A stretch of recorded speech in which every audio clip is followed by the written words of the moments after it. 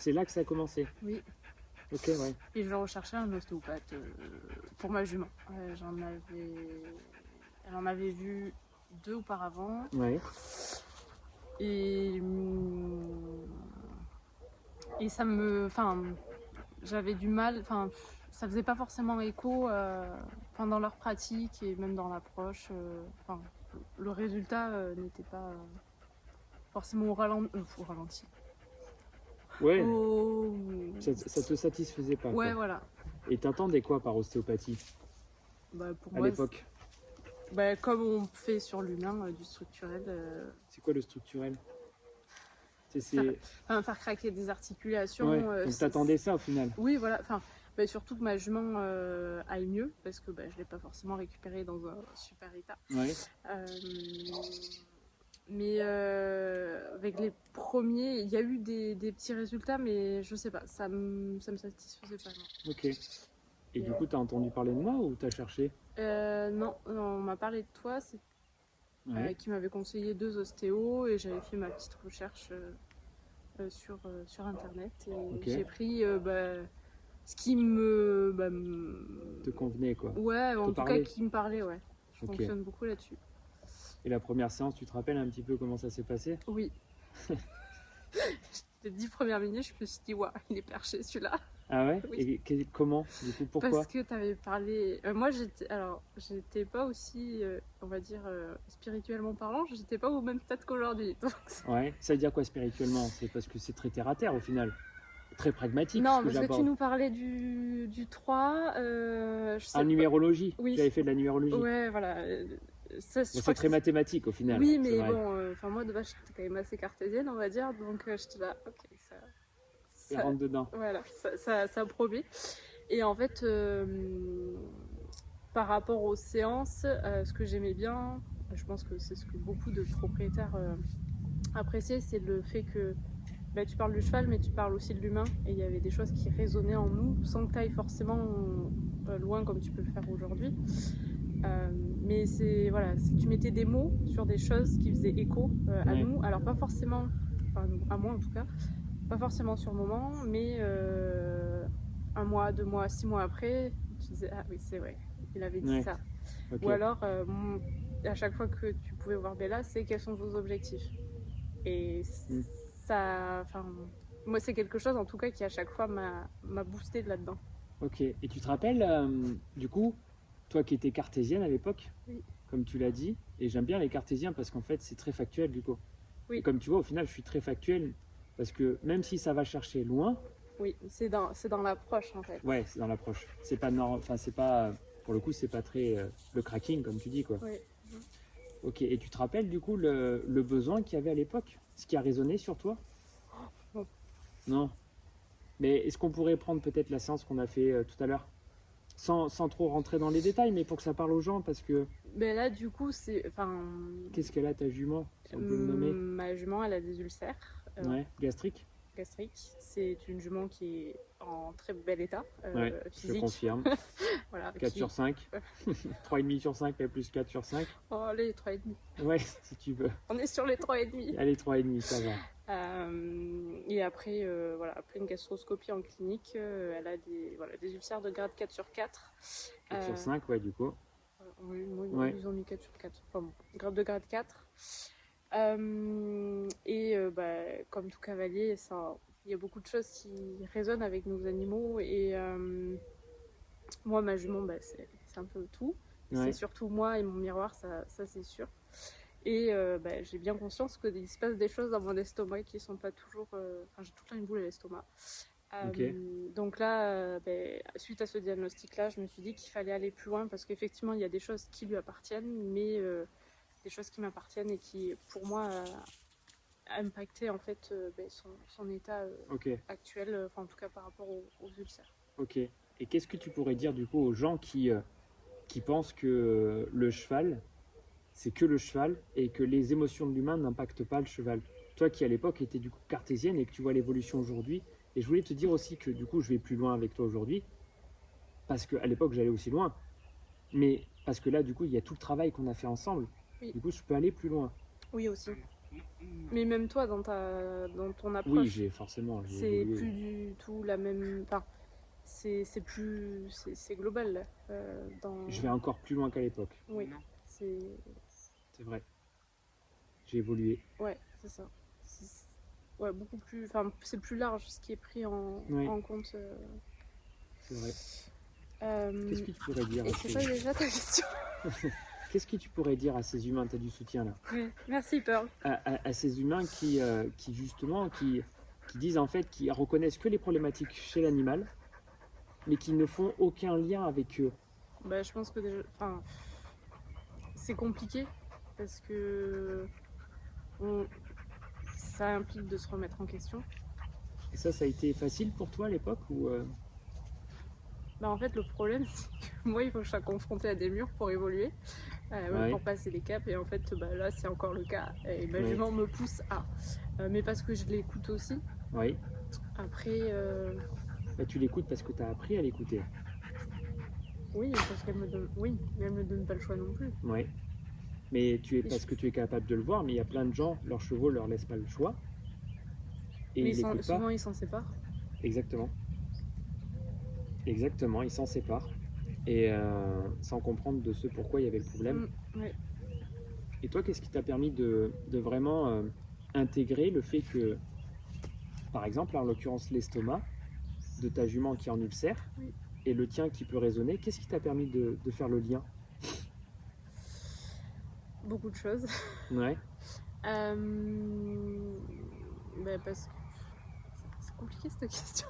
c'est pas évident en effet. Euh, Mais part de la séance qu'on a fait tout à l'heure, qu'est-ce que...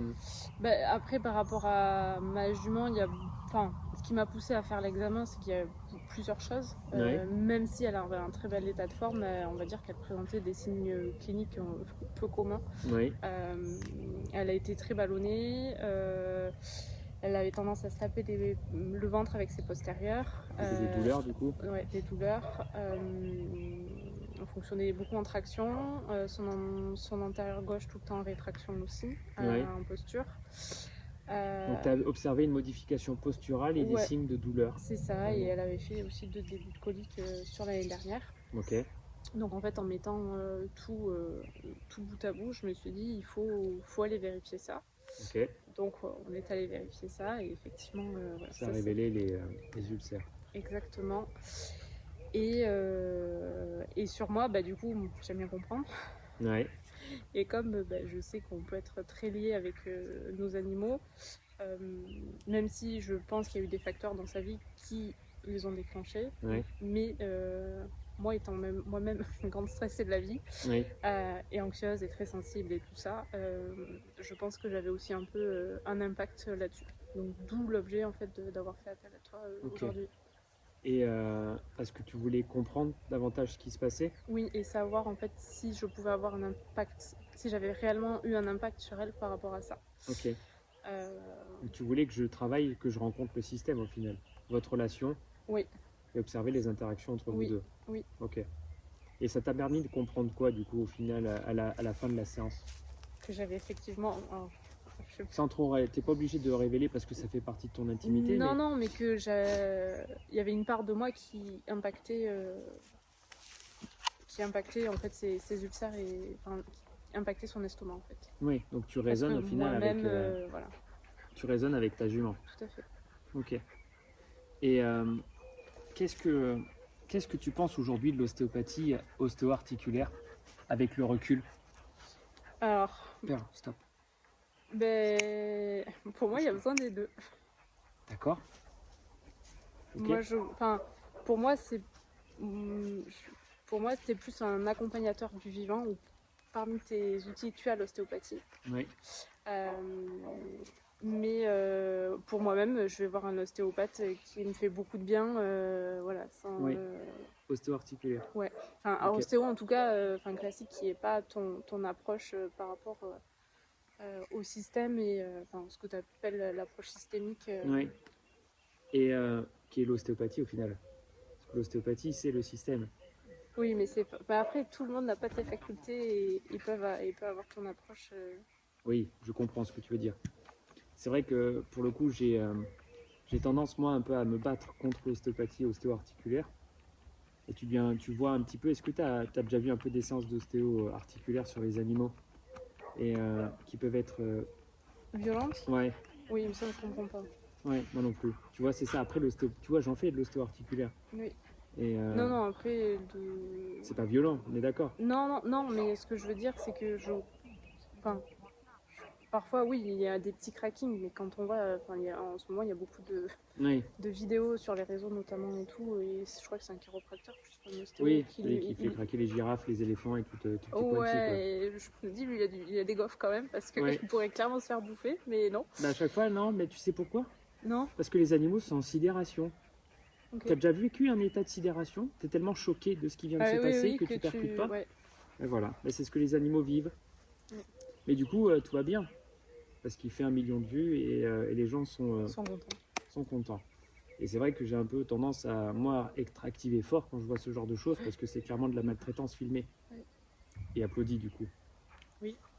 Et ça, c'est Et frustrant. ça devient un peu, enfin pas une norme, mais presque. Ouais. Alors qu'il n'y a pas besoin de faire craquer, sauf parfois, oui. Mais en fait, on fait une décoaptation. Mais quand on voit des techniques fortes comme ça, C'est surprenant. ouais. Et puis, moi, par exemple, on me fait pas craquer. Hein. Pas comme ça, en tout cas. Non. Et tu vois bien qu'au final, toi, dans ton cheminement, du coup, au début, tu disais cartésienne, et au final, aujourd'hui, beaucoup plus évolué. Oui. Est-ce que tu as pu comprendre que, au final, un blocage a plusieurs origines, et bien souvent une origine psychosomatique? Alors, plusieurs origines, oui. Le psychosomatique, ça dépend. Ouais. Ouais, pour le côté psychosomatique, en tout cas pour moi, Ouais. j'ai pas forcément associé à chaque fois des trucs, Ok. des événements par rapport à des douleurs ou des... Ok, que ça soit que pour l'animal, parce que psychosomatique, de l'animal. Ah, tu parles pour l'animal? Ouais, parce qu'au final, pour nous, là, on sent parler de résonance, mais au final, tout à l'heure, on voit bien ta jument, Oui. qui a des interactions émotionnelles, Oui.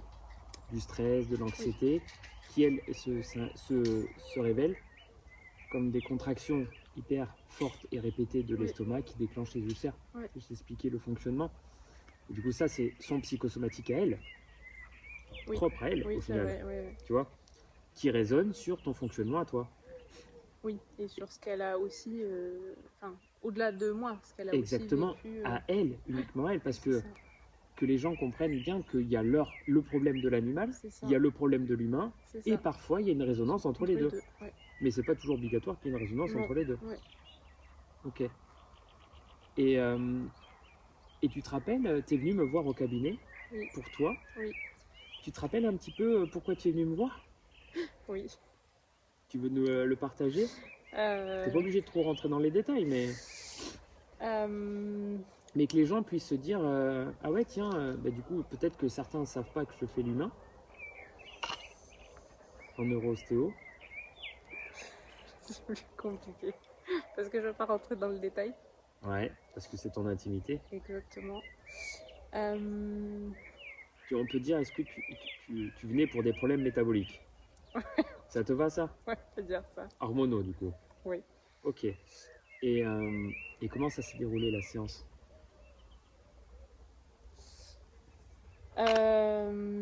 T'as su mettre le doigt sur la cause. Enfin, pas sur la cause, mais sur l'élément déclencheur. L'élément déclencheur, avec une partie d'origine, en fait. Ouais. Ok.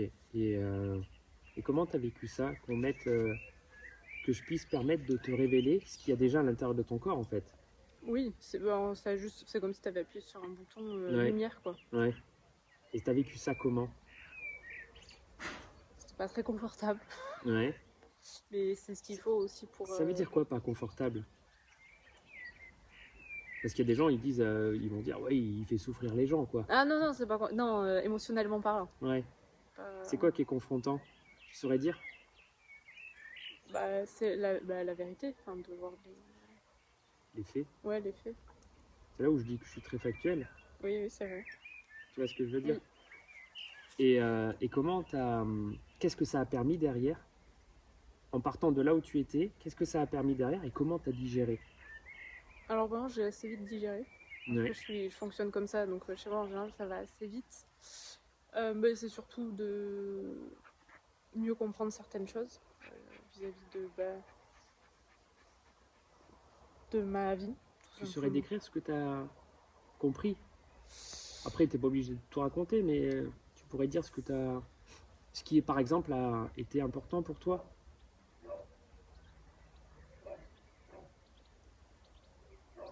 C'est une très bonne question. J'en ai marre de tes questions. Ouais, je pose beaucoup de questions. Ça fait trop là pour aujourd'hui, c'est l'overdose. Ouais, je comprends.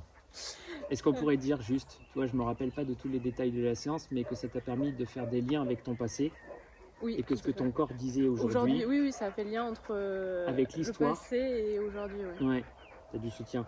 Ouais. Non, mais je comprends avec ces questions de merde. Moi j'en ai marre Ouais, tous j'en les ai. jours. Ouais, c'est ça.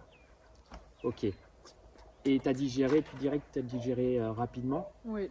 Ok. Et Il a comment. fallu, ouais. Alors vraiment, pendant les 2-3 jours qui suivaient, j'étais pas forcément très bien émotionnellement parlant. Ouais, Parce que ça secoue.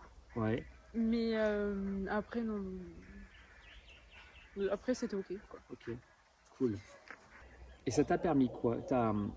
Comment tu t'es senti dans ton corps? Parce que tu venais pour des problèmes hormono-métaboliques. Qu'est-ce que ça a mis en mouvement derrière? Alors sur ce plan-là, il n'y a rien qui a changé. Qu'est-ce que je t'avais préconisé? De faire les bilans, mais financièrement parlant, c'est pas possible. Ok, donc ça a permis de révéler, je t'ai conseillé d'aller voir un médecin fonctionnel Ouais. pour t'occuper en fait de l'hormonothérapie. Parce que pour que les gens comprennent bien que du coup, le fait de libérer, des fois ça nécessite de travailler en équipe Oui. et d'aller Aller remettre plus des loin. choses en mouvement. Ouais. Et là, financièrement, pour toi, c'était pas Oui, possible. bah, Donc parce ça a qu'en mis fait, ça en pause. ouais, il y a des analyses qui se font pas en France et, Ouais. et c'est un petit billet. Donc ouais, les analyses sont chères. Ouais. Mais en fait, il y a plein de solutions. Mais c'est vrai qu'aujourd'hui, en France, on n'est pas habitué à payer. Et du coup, on est face à une médecine qui prend pas vraiment soin de nous, qui passe à côté de beaucoup de choses. Ouais. Et malheureusement, quand on doit aller vers des médecins qui vont vraiment prendre soin de nous, il faut les régler. C'est ça. Et je sais par quoi je suis passé aussi. Et c'est vrai que c'est un certain coût. Et en France, on n'est pas habitué. Non. Et du coup, tu vas le faire? Comme je pourrais, oui. Ouais. Et ça sera la continuité. C'est ça. Et des fois, c'est pas toujours possible quand on libère l'origine, quand on permet au corps, parce que des fois, il y a besoin de remettre en mouvement, hormonalement parlant, le corps. Ouais. Parce que l'émotion ne fait pas tout. Donc ouais, t'as pas pu faire les examens. Non. Et tu vas les faire quand tu pourras. Ouais, quand je pourrai. L'aspect, voilà, cet aspect financier-là, qui est pas négligeable. Oui. Mais tu dois peut-être rencontrer la même chose, toi, avec les animaux. Bah ouais, c'est vrai. C'est exactement. En fait, il y a l'aspect financier avec les animaux, parce que la plupart des gens ont des mutuelles, mais d'autres non. Voilà. C'est compliqué. Mais c'est surtout, en fait, au-delà de ça, c'est l'incompétence médicale. De manière générale, l'humain et animalier. Tu vois, ça m'arrive souvent, en fait, tu connais un peu ma spécialité, c'est les problèmes complexes, en fait. Oui. C'est sûr que si tu m'appelles pour avoir une séance de cracking en 10 minutes, c'est pas moi qu'il faut appeler. Non. Mais je suis souvent confronté à l'incompétence médicale et les gens, en fait, ont dépensé des dizaines de milliers d'euros pour leurs animaux et ils n'ont toujours pas de solution. Et c'est vrai que ça me met très en colère parce que, en fait, je fais ce que je fais pour accompagner le vivant. Oui. Et quand je vois des animaux souffrir, ça me met toujours très mal parce que je me dis, mais on aurait pu éviter ça. D'abord parce qu'on peut travailler en équipe. Oui. Mais ça, oula. Ouais. C'est un Et tu vaste sais pourquoi? sujet. Mais c'est un vaste sujet parce qu'en fait, les gens sont dans l'ego. Ouais. Ils veulent tous déverser leurs connaissances et se dire, ouais, moi j'ai le dernier mot. Et en fait, ils font ça, mais ils oublient juste un paramètre, c'est qu'en face, en l'occurrence, soit il y a un patient humain, soit il y a un patient animal qui souffre. En tout cas, il y a un vivant qui est en face. Il y a un être vivant, il n'y a pas une étiquette avec un numéro, il y a un être vivant qui est là et qui a besoin qu'on soit en équipe autour, quoi. Ouais. Et ça, en France, on est à côté de la plaque. Et moi, ça me met toujours, ça me met en colère.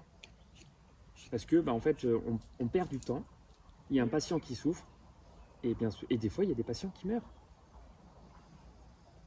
J'ai des patients humains qui meurent, j'ai des patients animaux qui meurent. Pourquoi? Parce qu'il y a eu de l'incompétence médicale derrière. L'incompétence par rapport à quoi? Au diagnostic, à l'accompagnement Alors déjà, on disait tout à l'heure, mais tiens, il y a une vétérinaire, elle est aimable. Mais je te dis, mais ouais, mais en fait, la plupart sont des humains qui sont pas aimables. Donc si t'es pas aimable, t'es pas aimant. Et si t'es pas aimant, est-ce que tu fais vraiment en sorte de ton mieux pour aider le patient? C'est une vraie question. C'est Parce vrai. qu'il y en a plein qui sont blasés de la life, et je comprends, c'est un métier qui est dur. Enfin, quand t'as un patient qui est en train de mourir sous tes doigts, ben, ça demande de la ressource.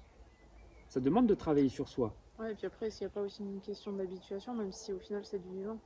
Mais tu peux être habitué à voir la mort. Oui, mais du fait et du coup d'y être détaché. Si tu es détaché, la question se pose. Moi, je suis détaché de la mort. Je peux accompagner des morts, des gens à mourir ou des animaux à mourir. C'est pas un problème. Mais je suis pas détaché. Vraiment. J'accompagne la vie. Parce que accompagner la vie, c'est aussi accompagner vers la mort. Mais du coup, t'es pleine. Tu vis vraiment en fait tous Oui, tes accompagnements. exactement. Je suis pas dissocié. Là où le sont Ouais. beaucoup. Parce que je fais un gros travail sur moi et je suis accompagné en supervision. Enfin, j'ai porté beaucoup d'importance là-dessus. C'est ce qu'on disait tout à l'heure sur la ressource. Oui. La ressource. Et éviter d'arriver au burn-out. Parce que ça pointe le. Enfin, c'est un métier qui demande beaucoup d'énergie. Accompagner les animaux, les humains, dans la santé surtout. Et quand il y a des erreurs d'accompagnement déjà, c'est pas possible. Ouais. Et en plus de ça, bien souvent, il y a des erreurs de diagnostic. Et on le voit tous les jours. Hein. Des manquements. Ouais. Et le problème, c'est que le manquement de diagnostic, parce que si on était en équipe, on peut confronter nos questionnements Point de vue, ouais. et au service du patient. Mais si on est tout seul et qu'on n'écoute pas ce qu'il y a autour. Ouais, je sais que moi, par exemple, sur ma jument, si moi j'avais pas fait la demande de. Enfin, si j'avais pas pris ce rendez-vous pour faire une gastroscopie, on me l'aurait jamais préconisé. Ouais. Ça, je le sais. Et la veto, pour le coup, a été honnête au moment où on a découvert les ulcères. Oui. Elle m'a dit sur votre jument, jamais j'aurais fait de gastroscopie. Et oui. Et parce que toi, tu as pris l'initiative. Ouais, mais ce que j'ai trouvé du coup quand même bien, c'est qu'elle reconnaisse. Oui, elle a reconnu. Oui. Mais en réalité, combien reconnaissent vraiment? Non, mais c'est déjà mieux que rien. Ouais, c'est clair, je suis d'accord avec toi. Mais on est d'accord qu'il y a un vrai changement à amener à cet endroit-là. Ouais. Et en fait, il n'y a pas de. Bah oui, souvent pour les ulcères, enfin pour en revenir aux ulcères, on va souvent faire des gastroscopies sur des chevaux qui sont maigres ou qui prennent pas de l'état. Mais en fait, il y a des chevaux en surpoids ou même normaux qui peuvent avoir des ulcères. Exactement, et qui passent inaperçus. C'est ça. Il y a quand même des signes, mais les humains les écoutent pas forcément. Ouais, ou alors après par manque de connaissances aussi. Ouais. Parce que si ma jument avait été dans le même état 2 ans ou 3 ans auparavant, je l'aurais pas forcément vu. Oui, c'est ça, parce que tu as enrichi ton domaine de connaissances. C'est ça. Et c'est pour ça que je porte beaucoup d'importance à transmettre au maximum de connaissances aux propriétaires. Oui. Parce que du coup, si en tant que propriétaire, tu as de la connaissance, tu peux prendre soin de ton animal, tu peux aussi prendre soin de toi. Oui, ou après aussi faire appel aux personnes. Enfin, même si nous, on ne possède pas la connaissance, c'est se poser des questions, en fait. Oui. Ok. Mais écoute, c'est chouette. Ouais. Et est-ce qu'on pourrait parler un petit peu de l'accompagnement qu'on a fait sur mon chien, tous les deux? Oui. Donc là, c'est moi qui ai fait appel à tes services de massothérapeute. C'est ça. Comment tu as... Faut bien que les rôles s'inversent. Ouais. Faut bien que les rôles s'inversent. Bon, on n'est pas obligé, mais en tout cas, j'ai vraiment apprécié. J'ai vraiment apprécié ton travail. C'est gentil. Bon, ça a été une grosse pression. Connaissante. Non, mais ça, je te l'ai déjà dit. Mais pourquoi il y a la pression? Mais parce que ton exigence. Oui. Et comment tu l'as vécu, cette exigence? La pression, c'est quoi en fait au final? En fait, c'était d'être la meilleure version de moi-même, mais ce que je fais aussi pour chaque séance. Ouais. Mais là, c'était juste... T'arrêtes de te louper. Mais, alors qu'en plus, je suis pas... Non, mais t'es pas du tout comme ça, mais c'est... Enfin, voilà. Et cette pression de vouloir bien faire. Oui. Ok. En tout cas, moi, j'ai vraiment apprécié du coup travailler en équipe. Et puis en plus, on a fait une espèce de troc de connaissances. Oui. Et on a travaillé sur mon chien, donc qui a une compression L4, L5, compression discale. Donc c'est le début d'une hernie discale. En France, on attend que l'hernie discale soit vraiment violente. Donc c'est-à-dire qu'il y a une paralysie pour opérer. Et j'avoue que je suis pas forcément ok avec ça, mais on arrive à stabiliser différemment. On a vu qu'il y avait la porte d'entrée, c'était une adhérence de castration. Tout à fait. Avec une difficulté à intégrer la castration. Ouais. En même temps, quand on sait l'histoire, quand je l'ai récupéré, je l'ai sauvé en gros. 2 jours après, il était castré. Parce qu'il avait un petit peu eu du Ouais. mal à absorber tout ce changement-là, plus la castration. Mon chien a 9 ans, il y a 9 ans, j'étais pas aussi, j'étais plus dur qu'aujourd'hui. Et je lui ai imposé cette castration alors que lui n'était pas forcément prêt. Non. Ouais, je pense que si tu l'avais fait aujourd'hui, il n'aurait jamais été vraiment prêt non plus. Ouais, mais j'aurais pu le préparer avec tous les outils que j'ai en fait. Ouais. Et j'avais toute une équipe que j'avais pas. Là, j'ai toute une équipe que j'avais pas à l'époque, quoi. Ouais, j'aurais fait une communication animale, à la limite, j'aurais fait une régression avec son corps, j'aurais accompagné avec des plantes, j'aurais préparé le tissu avant. Ça aurait été moins brutal. Ah ouais, c'est clair. Là, où, à l'époque, j'avais pas le réseau que j'ai aujourd'hui et j'avais pas la connaissance. Et du coup, l'idée, c'est aussi pourquoi je transmets autant de connaissances aux gens, c'est pour que justement les gens soient accompagnés et qu'il n'y ait pas les mêmes choses que mon chien a vécu ou plein d'animaux vivent en fait. Et les gens se retrouvent seuls, dépossédés de connaissances et avec une équipe médicale parfois aussi en manque de connaissances. Parce qu'on peut pas tout. On ne connaît pas tout. En fait, j'ai pas de problème avec le manque de connaissances, j'ai plus un problème avec l'ego. Et le fait de ne pas référer ou de demander. C'est ça. Ouais. Et du coup, de faire du mal involontairement. Alors, des fois, il y en a qui font volontairement. Ça, c'est un autre sujet que j'aborderai pas là. Mais qui font du mal involontairement parce que par le manque de connaissances et par l'ego et l'entêtement dans une situation. Ouais. Et ça, c'est quotidiennement. C'est quotidiennement. Et toi, est-ce qu'en tant que masseur thérapeute, tu l'as vu ce genre de cas? Tu as été confronté à ce genre de situation? Ouais. Oui. De la part de qui, plus souvent? Après, c'est déjà, moi, je suis masseuse. Je suis pas...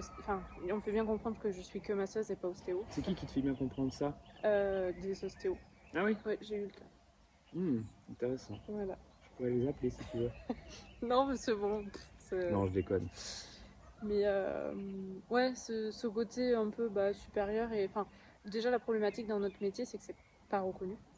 Je t'assure, l'ostéopathie chez les animaux, c'est pas reconnu. Non, mais ce que je veux dire, légalement parlant, donc tu as tout le monde qui peut s'installer en tant que masseur, avec ou pas des connaissances anatomiques ou biomécaniques ou peu importe, de connaissances sur l'animal. Donc déjà, ça joue en notre défaveur. Et puis l'intérêt, alors que... c'est l'équivalent du kiné en fait. C'est ça, sauf qu'on n'a pas la vertu thérapeutique qui est réservée au veto aujourd'hui. Oui, mais après il y a un gros monopole vétérinaire que même certains vétérinaires réfutent, tu vois. Oui, mais après ça dépend... de quel veto on parle. Exactement. Ouais, c'est comme les médecins. Un médecin qui va reconnaître l'homéopathie, qui va parler... c'est ça, qui va conseiller des huiles essentielles. Moi je sais que j'ai la chance d'avoir un médecin traitant qui est ouvert à tout ça et qui va limiter, si elle peut ne pas donner de médicaments, elle ne donnera pas de médicaments. Oui. Donc, mais c'est rare. Mais il y a un gros sujet sur le suivi des animaux et l'ouverture médicale. C'est ça. Ouais. Mais on est en France et du coup il faut faire avec et on est là aussi pour éveiller les consciences. C'est ça, et faire chacun son petit bout de chemin.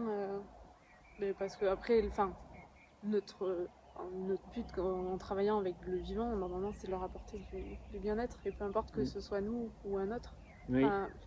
Mais ça, c'est en sort de l'ego, même s'il faut de l'ego un petit peu pour aller... Tu vois, des fois, c'est pas toujours évident d'aller gratter le vivant. C'est confrontant, comme tu dis. Bien sûr, mais il faut...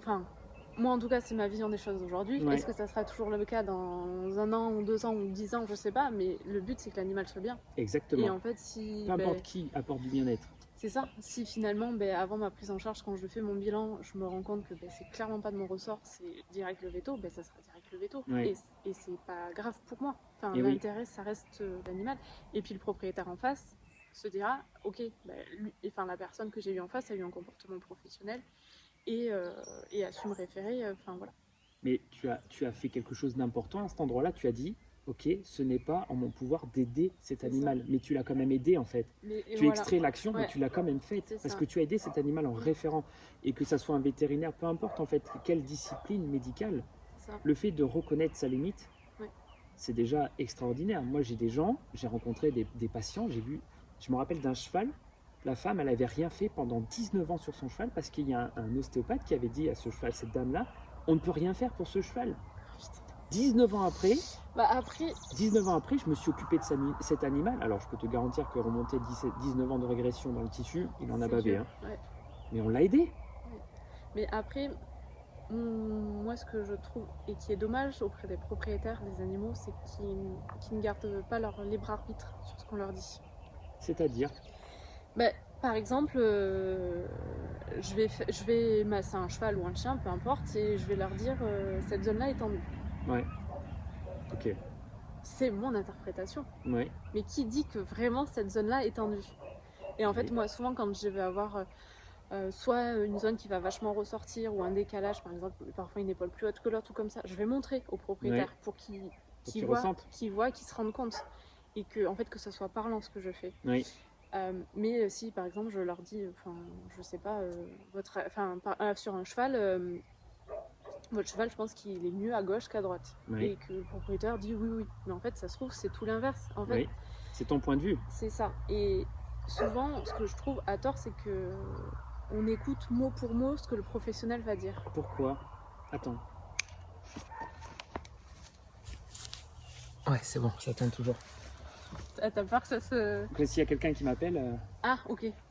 du coup on recommence. En fait, ouais, vas-y, continue. Si tu veux couper. Pardon, ouais, mais je voulais vérifier, c'était Oui. trop dommage de louper Oui. ce truc-là. Donc à tort, en fait, si le propriétaire, du coup, il écoute ton ressenti, Oui, il va se baser que sur mon ressenti et plus sur le sien. Et il faut toujours garder, pour moi, en tant que propriétaire, s'écouter. Et après, il y a un juste milieu entre s'écouter et trop s'écouter. Mais on connaît nos animaux, oui, on vit avec eux. Par exemple, si on a un chat, on ne vit pas forcément avec, mais on les connaît suffisamment pour savoir, oui, des choses. Et toute remarque ou tout élément supplémentaire en séance sera important, aura son intérêt. Et nous, c'est pas de tout remettre toujours en question ce qu'on dit, mais de poser des questions, et si vous n'êtes pas d'accord, vous n'êtes pas d'accord. Et c'est ok.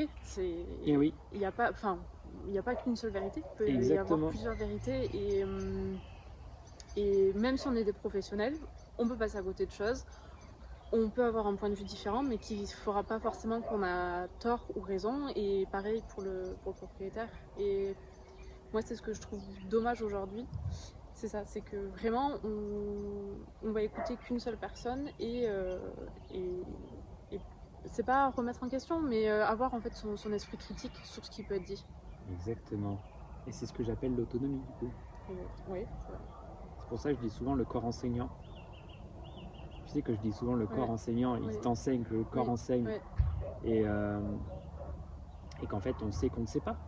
Quand on pose les mains, au final, comme tu vois, le cheval que j'ai vu tout à l'heure, je dis, ok, il faut faire une prise de sang. Mm. Et alors que tout le monde dit, tout le monde n'a pas fait de prise de sang. Et que moi, je te parle d'une maladie, et je dis, ça serait bien de diagnostiquer ça, de vérifier qu'il n'y a pas ça. Qui sait que j'ai raison ou tort? Il faut aller vérifier. Ben, c'est intéressant Ouais. d'aller vérifier. Et c'est intéressant, pour moi, hyper important de remettre l'autonomie sur le propriétaire. Ouais, et puis d'aller aussi. Enfin, c'est bien de se reposer sur des professionnels, mais c'est bien aussi, et c'est important de se questionner Exactement. sur. Parce que on n'a pas toutes les clés, ou parfois on passe à côté de choses, Ouais. ou la professionnelle n'est pas compétent aussi. Exactement. Et, mais voilà, franchement, moi en séance, souvent on me dit je suis désolée, je pose des questions. Non, mais au contraire, posez-moi des questions, j'ai pas les réponses à tout, et loin de là. Si je peux vous les donner, je vous les donne. Si je peux pas, soit je me renseigne, soit. Mais j'essaie toujours de faire en sorte de vous aiguiller, parce que c'est notre rôle. Exactement, comme quand je pose mes questions à la con. Oui, mais toi t'en poses trop. En même temps, en vrai, si j'en posais pas, on bougerait pas autant. Non, c'est sûr, c'est ce qui fait bouger. Mais je Mm. vais bien dormir en tout cas ce soir. Mais écoute, merci beaucoup pour ton témoignage. Avec plaisir. Et puis, belle soirée. Oui, Bonne merci. digestion. Oui, c'est le cas de dire là.